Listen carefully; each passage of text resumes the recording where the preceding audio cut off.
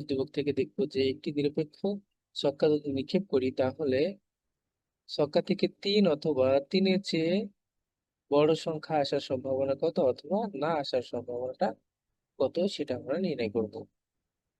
তাহলে ছক্কা নিক্ষেপে সম্ভাব্য ফলাফল পাচ্ছি আমরা। ছক্কা নিক্ষেপে সম্ভাব্য ফলাফল, ছক্কা নিক্ষেপে সম্ভাব্য ফলাফল আমরা পাই একটি ছক্কায় 6টি পিক থাকে।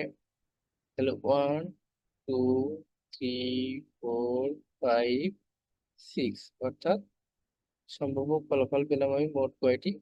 6টি।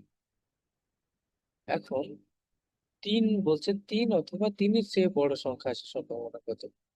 তাহলে আমরা লিখবো 3 অথবা 3-এর চেয়ে বড়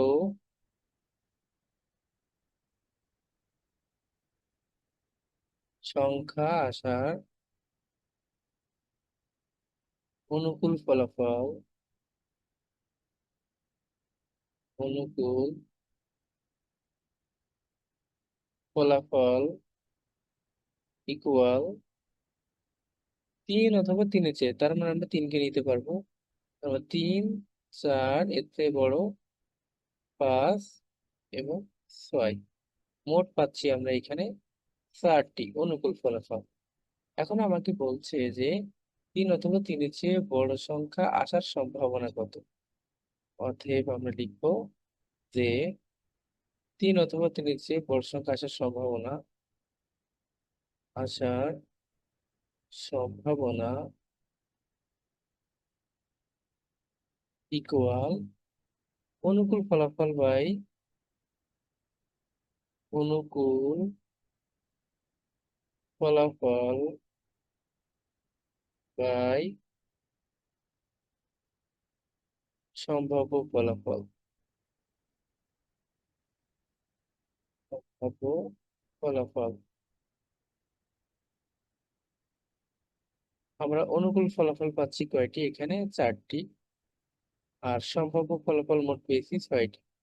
এটা কাটাকাটি করব, 2 দুগুণে 4, 3 দুগুণে 6 এবং 2/3, এটা হচ্ছে আমার আসার সম্ভাবনা। এখন পরবর্তী আরেকটা প্রশ্নে যদি এমন দেয় যে যে না আসার সম্ভাবনাটা কত, তাহলে আমরা লিখবো পূর্বের মতোই, না আসার সম্ভাবনা, না আসার সম্ভাবনা ইকুয়াল 1 মাইনাস আসার সম্ভাবনা। আসার সম্ভাবনা কত পেয়েছি আমরা? 3 পেয়েছি।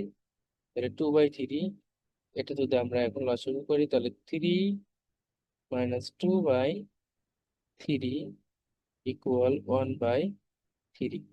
এটা হচ্ছে না আসার সম্ভাবনা।